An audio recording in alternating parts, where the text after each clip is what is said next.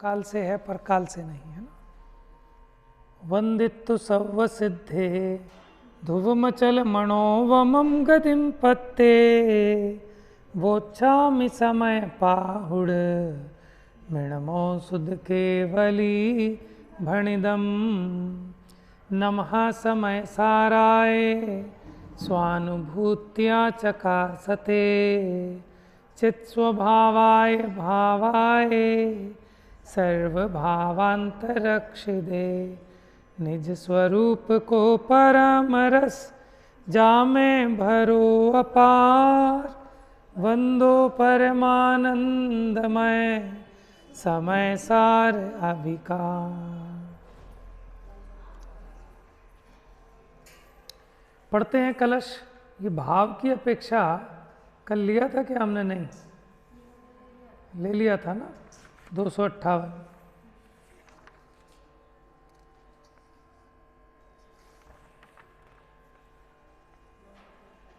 बाह्य वस्तुओं में विश्राम करता हुआ आत्मा का नाश करता है। चलिए आ जाइए पेज नंबर 944। हाँ नेक्स्ट पेज कलश संख्या 259 हो गया था 258। 59 देखते हैं। अध्यास्यात्मनि सर्वभाव भवनम शुद्ध स्वभावच्युतः सर्वत्राप्य निवारितो गत भयः स्वैरं पशु क्रीडति स्याद्वादी तु विशुद्ध एव लसति स्वस्य स्वभावं भरा दारुणः परभाव भावविरह व्यालोकनिष्कम्पितः। पशु अर्थात एकांतवादी अज्ञानी सर्वभाव रूप भवन का आत्मा में अध्यास करके माने ऐसा श्रद्धान करके ऐसा मानकर कैसा कि जितने भी सर्वभाव हैं वो आत्मा ही है। शुद्ध स्वभाव से च्युत होता हुआ किसी परभाव को शेष रखे बिना माने जितने भी परभाव हैं कि सब आत्मा के ही हैं, ये सब आत्मा का ही है, इसलिए उसमें स्वच्छंदतया पूर्ण निर्भयता से क्रीड़ा करता है। माने समस्त परभावों को ये मेरे ही भाव हैं ऐसा मानकर स्वच्छंद होकर समस्त परभावों में क्रीड़ा करता है। और स्यादवादी तो अपने स्वभाव में अत्यंत आरूढ़ होता हुआ पर भावरूप भवन के अभाव की दृष्टि के कारण माने आत्मा पर के भाव रूप से नहीं हो सकता, ऐसी दृष्टि के कारण निष्कंप वर्तता हुआ शुद्ध ही विराजित रहता है। अशुद्धता किसे कहते हैं? पर के साथ मिलावट होना, उसका नाम अशुद्धता है, और जो मिलावट रहित है उसी का नाम शुद्धता है। भावार्थ, एकांतवादी सर्व पर भावों को निज रूप जानकर शुद्ध स्वभाव से च्युत होता हुआ सर्वत्र स्वेच्छाचारिता से निशंकतया प्रवृत्त होता है। क्योंकि शंका तो वो करे ना कि जिसको लगे कि पर का घर है लेकिन उसने तो सबको अपना घर समझ लिया, तो वो शंका क्यों करेगा? निशंकतया जैसे अपने घर में प्रवेश करता है उसी प्रकार ये समस्त परभावों में निशंकतया क्रीड़ा करता है। और स्यादवादी तो परभावों को जानता हुआ भी, देखो जानना तो स्वभाव है, लेकिन वो परभावों को परभाव हैं ऐसा सम्यक जानता है। अपने शुद्ध स्वभाव ज्ञान स्वभाव को सर्व परभावों से भिन्न अनुभव करता है, यानी परभावों में आत्मा की नास्ति देखता है।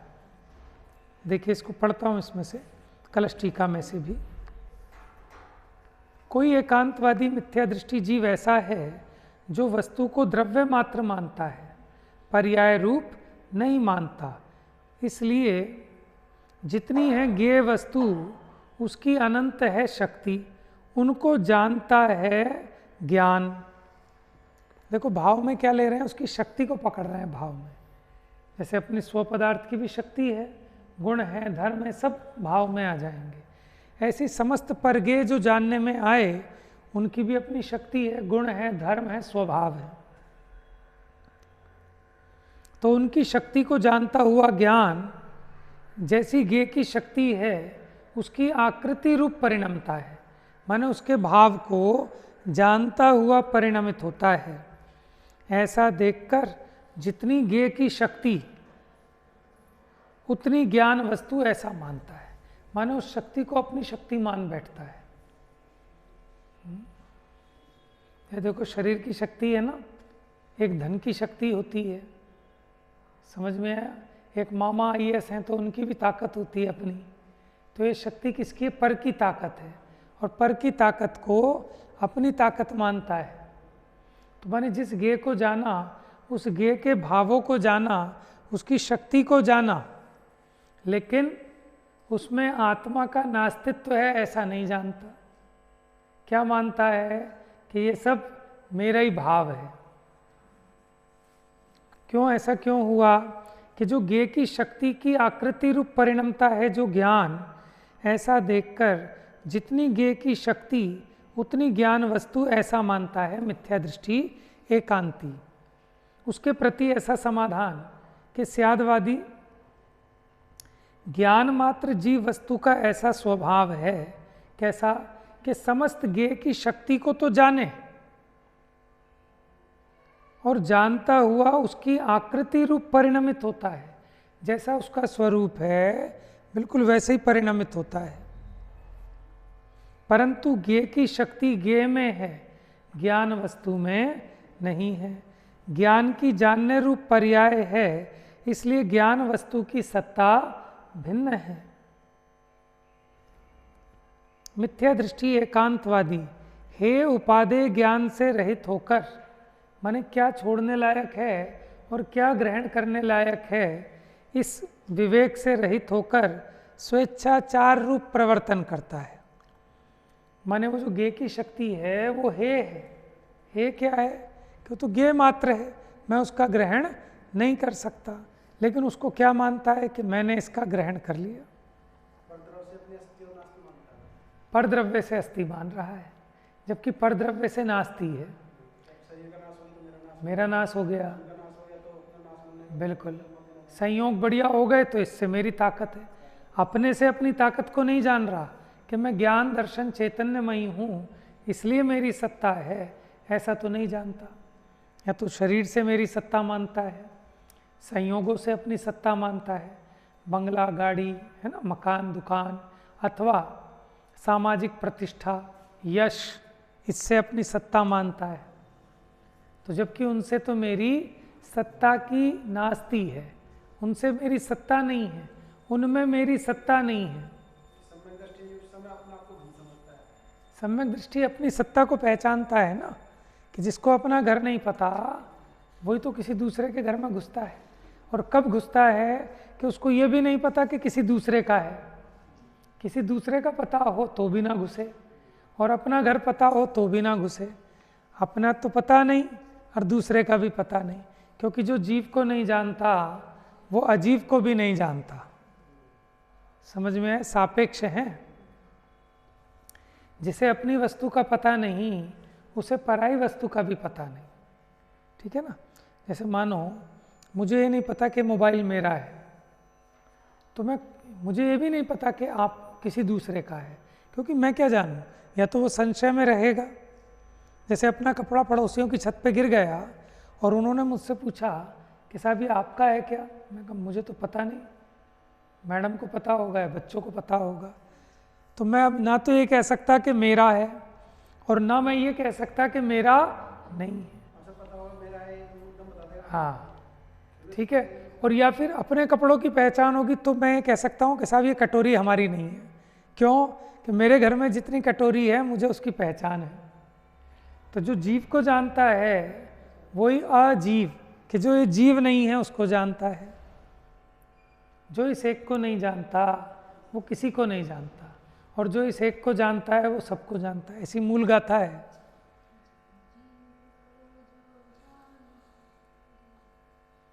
ये तो समय सार की है। कैसे सम्यक दृष्टि होगा? जो जीव अजीव को ही नहीं जानता वो सम्यक दृष्टि कैसे होगा?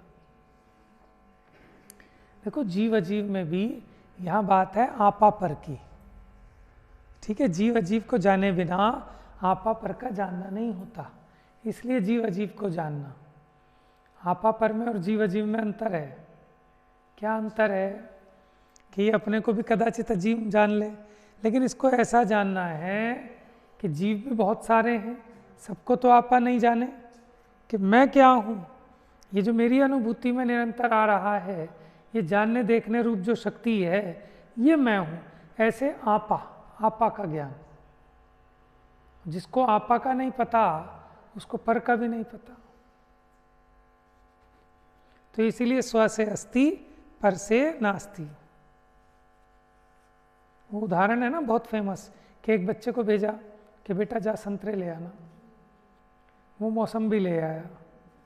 अब बताओ, उसको किसकी पहचान नहीं थी? दोनों की नहीं थी। क्योंकि अगर उसे ये संतरे की चलो नहीं थी तो मौसम्बी क्यों लाता, कुछ और ले आता। इसका मतलब उसको मौसम्बी की भी पहचान नहीं थी। अगर उसे पता होता ना कि ये मौसम्बी है तो कम से कम मौसम्बी नहीं लाता। तो ना तो उसे संतरे का पता, ना मौसम्बी का पता। ऐसी ये जीव, ना तो इसे जीव का पता, ना अजीव का पता। अजीव में पांचों आ जाते हैं, पुद्गल, नव, धर्म, अधर्म, काल, इनते न्यारी है जीव विचार।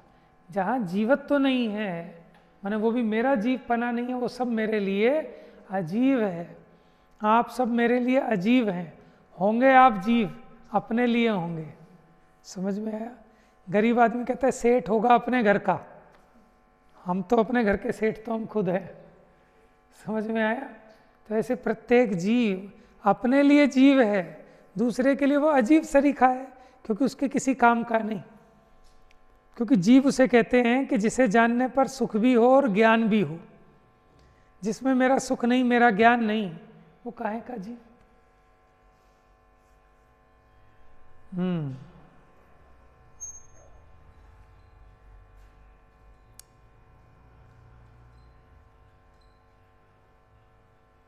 जितनी ज्ञ की शक्ति है उसे ज्ञान में मानकर, नाना शक्ति रूप ज्ञान है, ज्ञ है ही नहीं ऐसी बुद्धि रूप प्रवर्तता है। माने वो वास्तव में ज्ञ को मान नहीं रहा, वो उन सब में क्या मान रहा है कि ज्ञान ही ज्ञान है, सब जगह सब कुछ ज्ञान ही ज्ञान है। ये ज्ञान का शीश महल, कि वो तो यहाँ की बात थी, लेकिन ये तो सब जगह ज्ञान का ही सब कुछ है बना हुआ, क्योंकि ज्ञान में ही जानने में आ रहा है। ये सब ज्ञान ही ज्ञान है, बस ज्ञान ही। भजन भी ऐसे है ना, ज्ञान है कोई कैसे ये समझाए। लेकिन कहाँ है कि जहाँ ज्ञान की सत्ता है वहाँ मानो ना। इसका मतलब ये थोड़ी कि सब जगह ज्ञान ही ज्ञान है, तो वो अपने को सर्वरूप मान लेता है। कैसा है एकांतवादी? ज्ञान मात्र जीव वस्तु से च्युत है। ज्ञान मात्र जो आत्मा है वो उसको उसकी खबर नहीं है, उसको विपरीत अनुभवता है। विपरीतपना क्यों? जितनी जीवादि पदार्थ रूप ज्ञेय वस्तु, उनके शक्ति रूप गुण पर्याय अंश भेद, उनकी सत्ता को ज्ञान मात्र जीव वस्तु में प्रतीति कर। ज्ञान गोचर है समस्त द्रव्य की शक्ति। ज्ञान में सभी द्रव्यों की शक्ति जानने में आती है, उनकी आकृति रूप परिणमा है ज्ञान। अब बताओ, आपको हाथों की ताकत अपनी ताकत लगती है कि नहीं लगती? मुट्ठी बंद करो, और कमजोरी हो तो अपनी लगती है कि नहीं लगती? आपने उसको जाना है, लेकिन लगता क्या है? ये चला नहीं जा रहा, पैरों में ताकत नहीं है, बहुत कमजोरी फील हो रही है। अरे तुम जानने वाले हो, तुम्हारा तो काम ही फील करना है, लेकिन दुखी क्यों होते हो? इसका मतलब तुम शरीर की कमजोरी को अपनी कमजोरी मान रहे हो, और खा पी के शरीर में ताकत आ रही हो। जब माने युवापना आता है ना, तब इसके हाथ पैरों में ताकत आती है, तो चलते के भी थप्पड़ लगाता है।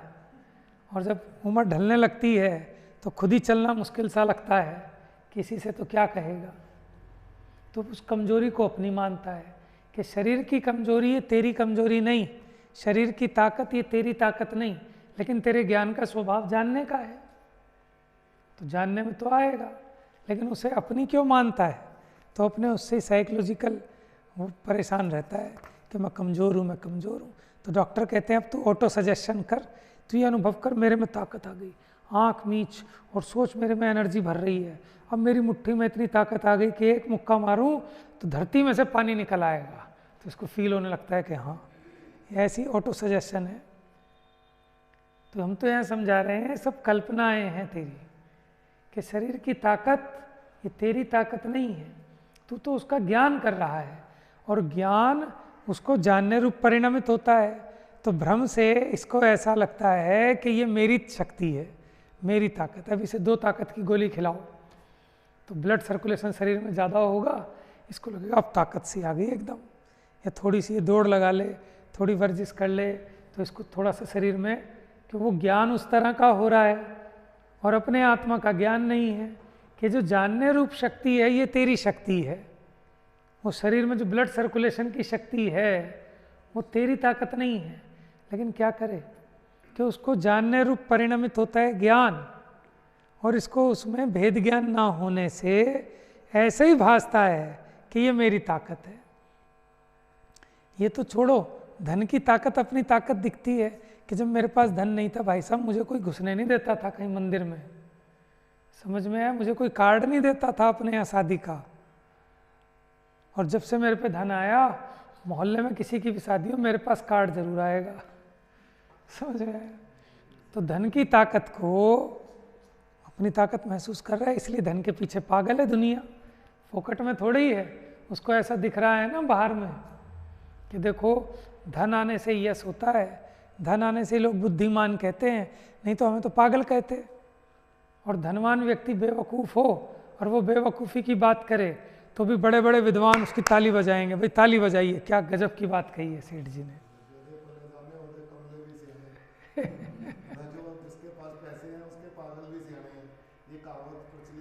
फिर से सुना ना, क्या सुनाइए आपने? हाँ, कमले मैंने कमली होता है पागल, तो जेदे पल्ले दाने ओदे कमले भी सियाने, यानी उसके जो बावले हैं वो भी सियाने हैं। और ये बात तो उसमें भृतृहरि में वैराग्य शतक में कही है, चाणक्य ने भी कही है कि समस्त गुण कंचन के आश्रय से बसते हैं। कंचन मैंने उस समय नोट तो होते नहीं थे, धन के आश्रय से। जिस पे धन आ जाए वही समझदार है, वही विद्वान है, वही सुंदर है, समझ में आया ना? वही विद्वान, सब सारे गुण उसमें आ गए। और जिस पे पैसा नहीं है वो पागल है, मूर्ख है, बेवकूफ़ है, असुंदर है, उसे पहनने की अकल नहीं, उसे चलने की अकल नहीं, उसे बोलने की अकल नहीं। क्यों? कि ये जगत कंचन का लोभी है, तो जिसके पास ये है ना उसके सारे दोष ढक जाते हैं, कोई दोष दिखाई नहीं देते। और बड़ी आश्चर्य की बात है, पीड़ा की बात है कि कोई धनिक हो लेकिन सत्व्यसनी हो तो हम लोग भी उसको ऐसे सम्मान देंगे और उसका बड़ा सम्मान करेंगे हृदय से। क्यों? क्योंकि हम भी उसी कैटेगरी के हैं, हमें भी पैसे में ही सुख बुद्धि पड़ी है, हमें भी पैसे से ही महानता भाषित होती है। देखते हैं ना, जितने ज़्यादा वो लगे हुए हैं प्रचार में, इसमें और सत्व असर करते हैं और सवेरे उधर लगे होते हैं, ऐसे तो बहुत सारे लोग हो जाते हैं। देखो सब तरह के लोग हैं, सब तरह के लोग हैं। कोई शाम को बोतल जरूर पीनी और सवेरे प्रचार जरूर करना, ऐसे लोग हैं। तो देखो मैं तो कहता हूँ आप एक बात सोचो, ये भी बड़ी गजब की बात है, ऐसे जीव के भाव भी कैसे बनेंगे? बनते हैं, ऐसे जीवों के भाव बहुत बनते हैं, बहुत सारे जीव और उनके पहले बनते हैं भाव। माने देखो ना उसके कैसे कर्म के उदय की विचित्रता है। नहीं तो जिस जीव के इतनी तीव्र कसाय है उसको देव गुरु धर्म भाते नहीं, समझ में? ज़्यादा भी भाते हैं, ऐसा नहीं है, उनको ज़्यादा भाते हैं, हमसे ज़्यादा भाते हैं, मेरा तजुर्बा यही है। नहीं तो फिर उन्होंने सीख लिया कि बोतल मिल रही है तो भगवान की कृपा से मिल रही है, समझ में? भगवान की पूजा नहीं करूँगा हमें भी भाते तो ये नहीं मिलेंगी, उन्हें ज़्यादा भाते हैं। क्योंकि उनको ऐसी बुद्धि पड़ी है ना।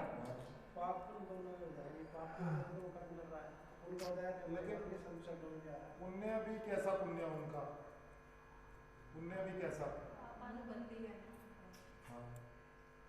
तो देखो वही कर्मों की विचित्रता है जीवों की।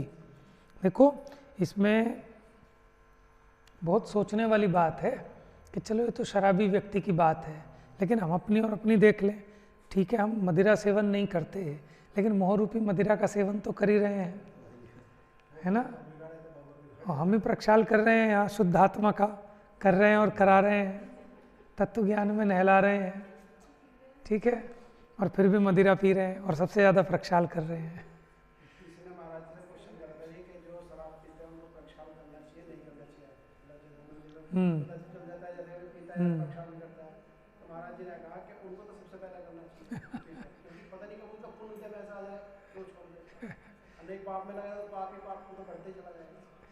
देखो दोनों अपेक्षाएं हैं ना, तो वाकई में मैं भी ये सोचता हूँ कि उन लोगों को तो ज़्यादा ज़रूरत है कि बेचारे वो सुधर सकते हैं, लेकिन उनके कर्म की कोई ऐसी विचित्रता है।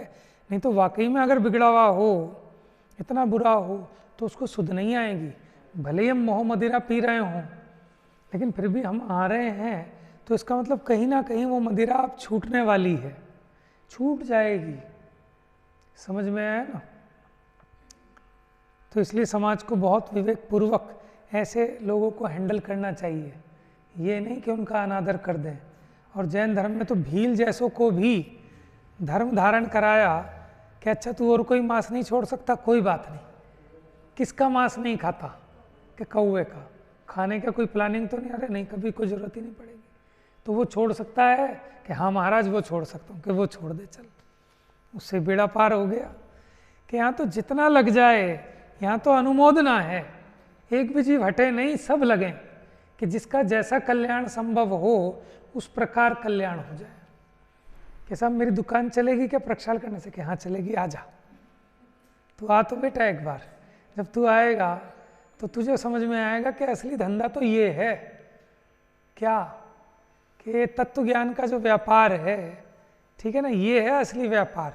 फिर तेरी दुकानें बंद हो जाएंगी। आप देखना, माने आप बड़े बड़े जितने वैरागी हो गए, अभी वर्तमान में भी कह रहा हूँ कि ऐसे ऐसे महाराज, आप उनसे पूछना पहले कैसा वो जीवन था उनका। वो बताते हैं कि हम तो भैया सत्व्यसनी थे, बुरी हालत थी हमारी, लेकिन बस जब ऐसा हुआ जीवन में और ये सुना, इनकी संगति में आए, तो जीवन पलट गया। समझ में आया? नहीं, पता नहीं कि कब किसका कैसी होनहार आई है। तो किसी को भी धर्म क्रिया से वंचित तो नहीं करना है ना। लेकिन फिर भी कुछ सामाजिक व्यवस्थाएं हैं, कोई ऐसी बिना नहाए धोए आ जाए प्रक्षाल करने, तो उसको करने नहीं देंगे। समाज में जिसका पता है कि पी के धुत पड़ा रहता है नाली में, सुबह भी उसकी कहाँ ढंग से उतरती है, समझ में आया, तो उसका निषेध भी करना जरूरी है, ताकि अगर उसको इतना भाव है तो इसके लिए कम से कम मदिरा सेवन तो छोड़े। समझ में आया ना? आप ही देखो, पहले ये होता था कि अगर किसी ने दूसरा विवाह कर लिया तो उसका समाज से बायकाट हो जाता था, ठीक है, तो व्यक्ति भयभीत रहता था कि ऐसा कदम नहीं उठाता था। लेकिन आज अगर एक मर गया तो तुरंत दूसरी तैयारी, और समाज के लोग खुद फटाफट करा देते हैं।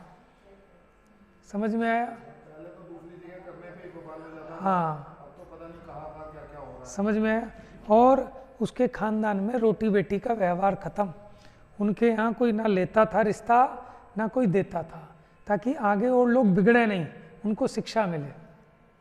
लेकिन अब क्या कि अब तो कहते हैं ना चिट्ठी फिर गई है सब घर में, कहते इसमें क्या फ़र्क पड़ गया, इसमें क्या हो गया, ये तो कॉमन बात है।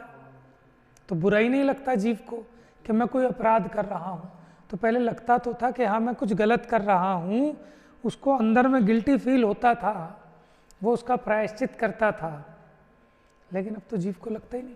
महाराज हार नहीं लेते ऐसी जगह, और विधान आदि जो ऐसे कार्य हैं उसमें भी उनको माने अलाउड नहीं है कि वो गीले द्रव्य से पूजा करें, कि मंगल कलश आदि विराजमान करें, समझ में। अब एकदम से ज़्यादा माहौल खराब हो गया, अभी 10 सालों में ज़्यादा खराब हो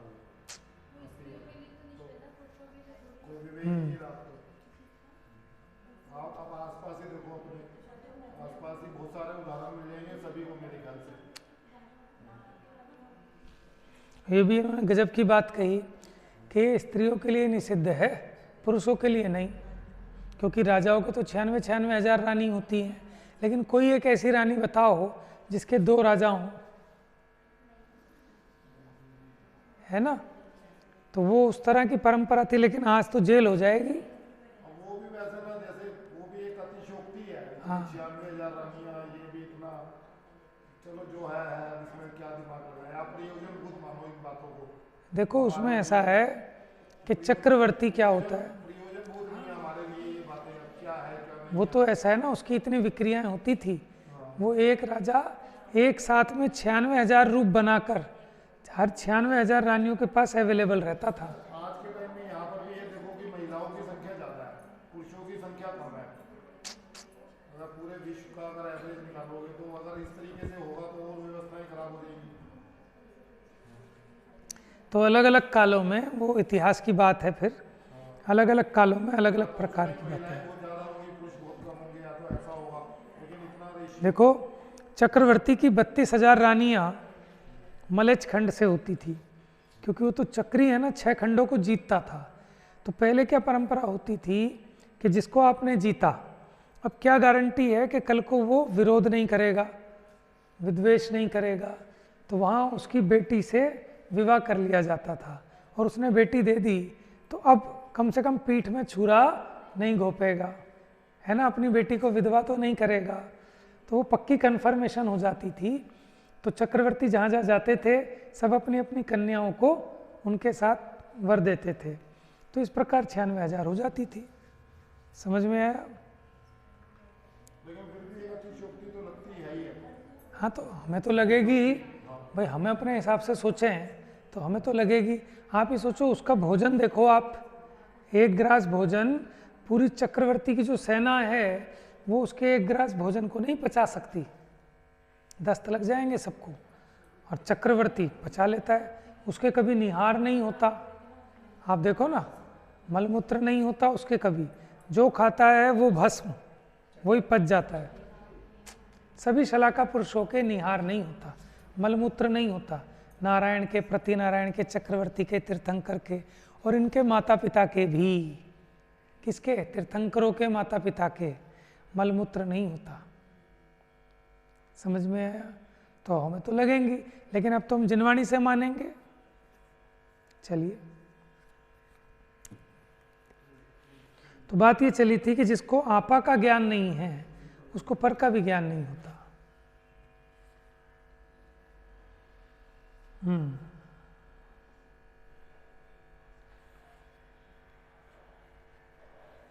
ज्ञान गोचर है समस्त द्रव्य की शक्ति, उसकी आकृति रूप परिणमा है ज्ञान, इसलिए सर्वशक्ति ज्ञान की ही है ऐसा मानता है। ज्ञेय की तथा ज्ञान की भिन्न सत्ता नहीं मानता। और कैसा है? स्पर्श, रस, गंध, वर्ण, शब्द ऐसा इंद्रिय विषय, माने इंद्रियों के जो विषय इंद्रियों के माध्यम से जानने में आते हैं, तथा मन, वचन, काय तथा नाना प्रकार ज्ञेय की शक्ति, इनमें अवश्य कर मैं शरीर, मैं धन, मैं मन, मैं वचन, मैं काय, मैं स्पर्श, मैं रस, मैं गंध, वर्ण, शब्द इत्यादि, ये सब परभाव है और इनको अपना मानकर प्रवर्तता है। आप बताओ, आपने को लगता नहीं लगता कि मैं गोरा, मैं काला, मैं मोटा, मैं पतला, मैं लंबा, मैं छोटा, लगता है कि नहीं लगता है? क्यों लग रहा है? तो ज्ञान का ज्ञेय तो बन रहा है, लेकिन कैसी प्रतीति होती है कि यही मैं हूँ, यही रूप मेरा है। मिथ्या दृष्टि के कोई भाव परभाव नहीं है जिससे डर होवे। क्यों? क्योंकि वो तो सबको अपना भाव मानता है, इसलिए डरता ही नहीं। ऐसा है एकांतवादी। और स्यादवादी तो मिथ्यात्व से रहित होकर प्रवर्तता है। ज्ञान वस्तु की जान पना मात्र शक्ति उसकी अति ही प्रगाढ़ रूप से प्रतीति करता है। कैसी है अपनी शक्ति कि सबको जाने लेकिन किसी रूप ना होए। ज्ञान वस्तु की जान पना मात्र शक्ति उसकी अति ही प्रगाढ़ रूप से प्रतीति करता है, उसको भरोसा है कि ये मेरी शक्ति है। और कैसा है, समस्त ज्ञेय की अनेक शक्ति की आकृति रूप परिणमा है ज्ञान, इस रूप मानता है जो ज्ञान वस्तु का अस्तित्व तद्रूप विपरीत बुद्धि के त्याग से हुई है साची दृष्टि, उससे हुई है साक्षात अमिट अनुभव, जिसको ऐसा है स्यादवादी। अब 14वां भंग आ गया अपना 260, अभी एक और है।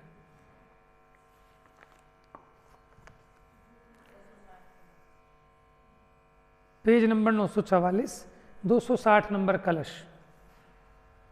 प्रादुर्भाव विराम मुद्रित वहत ज्ञानांशनात्मना निर्ज्ञानात् क्षण भंग संग पतिता प्रायः पशुर्नश्यति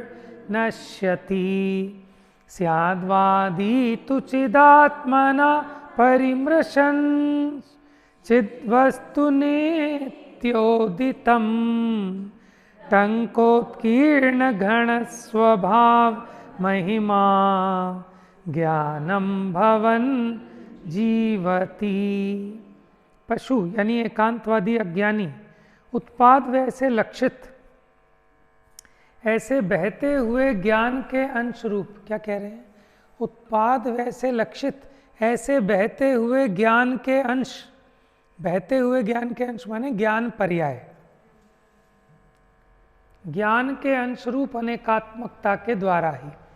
देखो, ज्ञान पर्याय की अपेक्षा से अनेकाकार कहा जाता है। हाँ, अनेकात्मक के द्वारा ही आत्मा का निर्णय अर्थार्थ ज्ञान करता हुआ क्षण भंग के संग में पड़ा हुआ। अब ये सिर्फ पर्याय रूप ही अंगीकार करता है ज्ञान को, द्रव्य रूप नहीं मानता।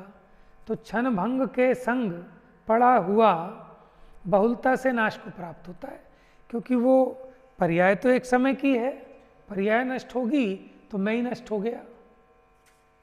और स्यादवादी तो चैतन्य आत्मकता के द्वारा चैतन्य वस्तु को नित्य उदित अनुभव करता हुआ टंकोत्कीर्ण पिंड रूप स्वभाव जिसकी महिमा है, ऐसे ज्ञान रूप वर्तता हुआ जीता है। वो तो बस अपने को ज्ञेय के जानने रूप मानता है। तो जो ज्ञेय का जानना है वो क्षणिक वृत्ति है, वो क्षण क्षण में ज्ञेय परिवर्तित होता है, तो उससे अपने ज्ञान का नाश मानता है। लेकिन स्यादवादी तो अपनी सत्ता अपने ज्ञान भाव से मानता है।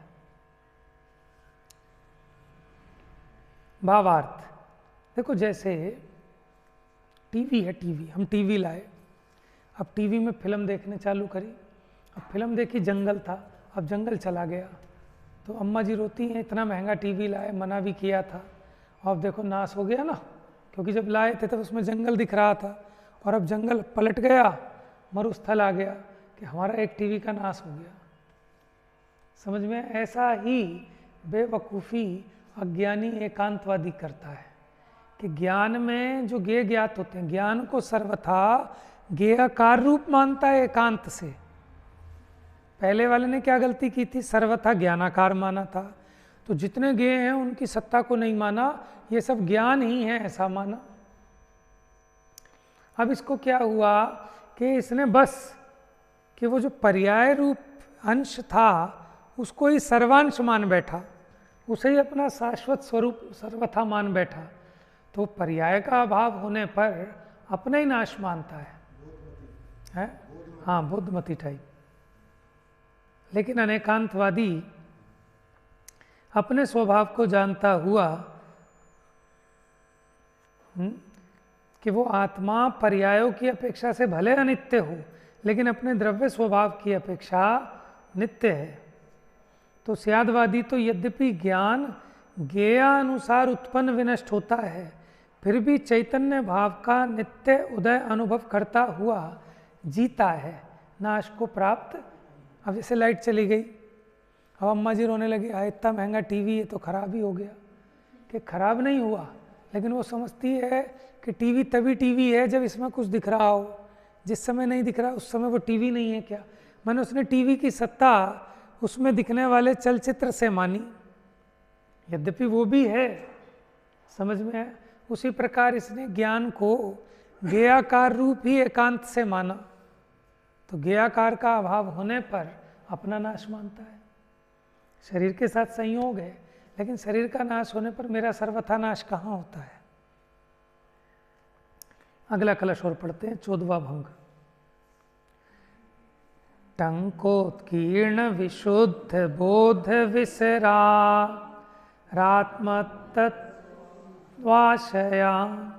वाञ्छत्युच्छलदच्छचित्परिणतैर्भिन्नं पशु किंचन ज्ञानं नित्यमनित्यतापरिगमे प्यासाद्यतुज्ज्वलं स्याद्वादी तदनित्यतां परिमृशन् चिद्वस्तुवृत्तिक्रमात्। पशु अज्ञानी टंकोत्कीर्ण विशुद्ध ज्ञान के विस्तार रूप एक आकार, माने वो कहता है मुझे ज्ञेयाकार नहीं चाहिए, मुझे तो विशुद्ध ज्ञानाकार ही चाहिए। टंकोत्कीर्ण एक आकार आत्म तत्व की आशा से उछलती हुई निर्मल चैतन्य परिणति से भिन्न कुछ आत्म तत्व चाहता है कि ज्ञेयाकार से भिन्न कोई अलग ऐसा मुझे ज्ञानाकार चाहिए।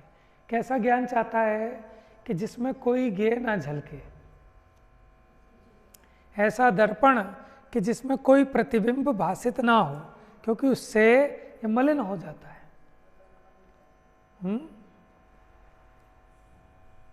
किंतु ऐसा कोई आत्म तत्व है ही नहीं। कैसा कि जिसमें उछलती हुई निर्मल चैतन्य परिणति से भिन्न हो। उछलती हुई चैतन्य परिणति क्या है कि वो ज्ञेयाकार रूप परिणमता हुआ ज्ञान, उसको कहा उछलती हुई चैतन्य परिणति, माने पर्याय। तो बिना पर्याय के वस्तु नहीं होती। और स्यादवादी तो चैतन्य वस्तु की वृत्ति के क्रम द्वारा, चैतन्य वस्तु की वृत्ति माने उसका बहना, उसके क्रम द्वारा, क्योंकि पर्याय क्रमशः होती है एक के बाद एक, उसकी अनित्यता का अनुभव करता हुआ। किसका?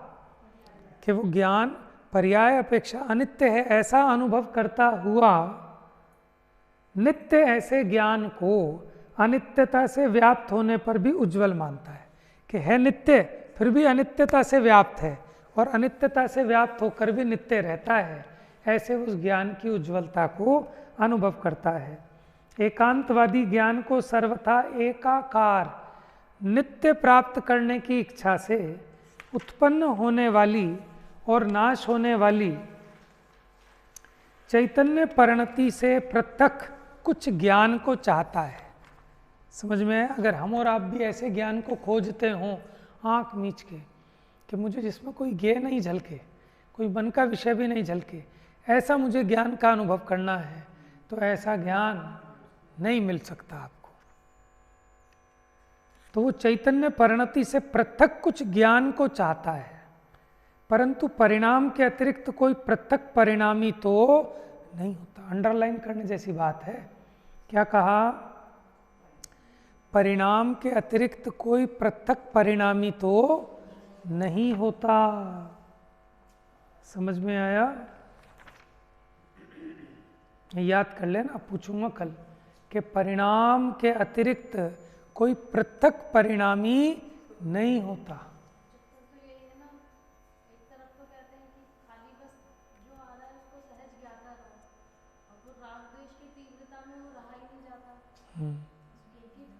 जब तक राग द्वेष है तब तक वो उसमें एकत्व बुद्धि करे बिना भी नहीं होगा। वो एकत्व बुद्धि तभी हटेगी जब राग द्वेष जाएगी। देखो दो बात है, एकत्व बुद्धि और मिथ्यात्व है, राग द्वेष अलग बात है। वो जब तक है तब तक तो उसमें इष्ट अनिष्ट, हाँ इष्ट अनिष्ट की कल्पना होगी, लेकिन इष्ट अनिष्ट की कल्पना होते हुए भी ज्ञान में निर्णय है। क्या निर्णय है ज्ञान में? इष्ट अनिष्ट की कल्पना होने पर भी कि वास्तव में इससे मेरा इष्ट अनिष्ट कुछ भी नहीं है।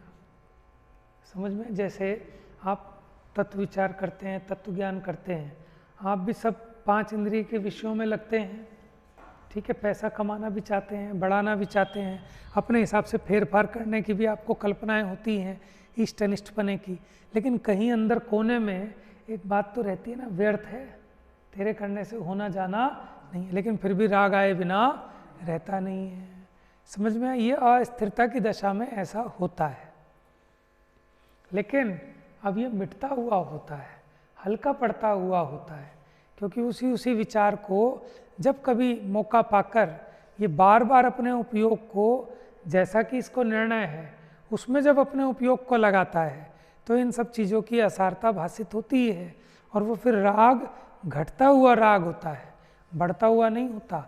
ज्ञानी का राग अनंत संसार का कारण नहीं है, यद्यपि वो ज्ञानी के राग को कदाचित संसार के अभाव का कारण भी कहा, लेकिन फिर आप वही वाली बात आ गई, ज्ञानी के भोग निर्जरा के हेतु हैं कि भैया इसलिए कि ज्ञानी को जो राग आता है वो कमजोरी वश आता है, ठीक है, कर्म के उदय की विचित्रता भी है, लेकिन बारंबार भीतर में भेद ज्ञान का आरा चलाता है, जिससे उसका राग, देखो एक सुबह की लालिमा, एक संध्या की लालिमा, लालिमा एक जैसी दिखती है, लेकिन एक चढ़ते हुए सूरज की है और एक ढलते हुए सूरज की है।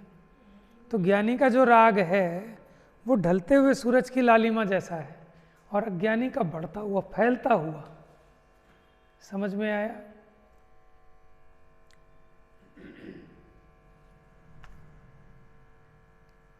स्यादवादी तो ये मानता है कि यद्यपि द्रव्य अपेक्षा से ज्ञान नित्य है, तथापि क्रमशः उत्पन्न होने वाली और नष्ट होने वाली चैतन्य परिणति के क्रम के कारण ज्ञान अनित्य भी है, ऐसा ही वस्तु स्वभाव है। इस प्रकार ये अनित्यत्व का भंग कहा। पूर्वोक्त प्रकार से अनेकांत अज्ञान से मूढ़ हुए जीवों को ज्ञान मात्र आत्म तत्व प्रसिद्ध कर देता है, समझा देता है। अब इसका काव्य तो कर लेंगे, ठीक है। तो ये क्या बात आई, परिणाम के अतिरिक्त कोई पृथक परिणामी तो नहीं होता, परिणाम के बिना का परिणामी नहीं मिलेगा। परिणामी किसको कहते हैं? तो मैं परिणामी हूं कि अपरिणामी हूं? है जी, अब चूक गए आप। कथनचित परिणामी हूं, कथनचित अपरिणामी हूं। क्या आप कथनचित की अपेक्षा भी खोल दो? कथनचित परिणामी हूं तो कैसे, और कथनचित अपरिणामी हूं तो कैसे? कि पर पदार्थ रूप, पर भाव रूप तो परिणमन करना अशक्य है, इसलिए अपरिणामी हूं। मैं देह रूप परिणमन नहीं कर सकता, मैं पर द्रव्य रूप परिणमन करने में असमर्थ हूं, इसलिए अपरिणामी हूं। और मैं मेरे गुण रूप, अपनी अवस्थाओं रूप तो परिणमता ही हूं, इस अपेक्षा परिणामी हूं। समझ में आया? दूसरे के परिणाम का कर्ता नहीं हूं, इसलिए अपरिणामी हूं, लेकिन मैं मेरे परिणाम का कर्ता हूं, इसलिए परिणामी हूं। समझ में? स्यादवाद। चूक गए अब सब लोग अभी। तुमने सही बोला है, ठीक है। तो अगर ये चीज़ अपने अंदर में आ गई ना, मैंने खून में आ जानी चाहिए, कहीं गड़बड़ हो ही नहीं सकती। समझ में है? बुद्धि में हर एक चीज़ इतनी खुल जाएगी कि झगड़ा हो ही नहीं सकता विश्व में किसी से, हमारा किसी से राग द्वेष ही नहीं होगा। जा वाणी के ज्ञान से सूझे लोकालो,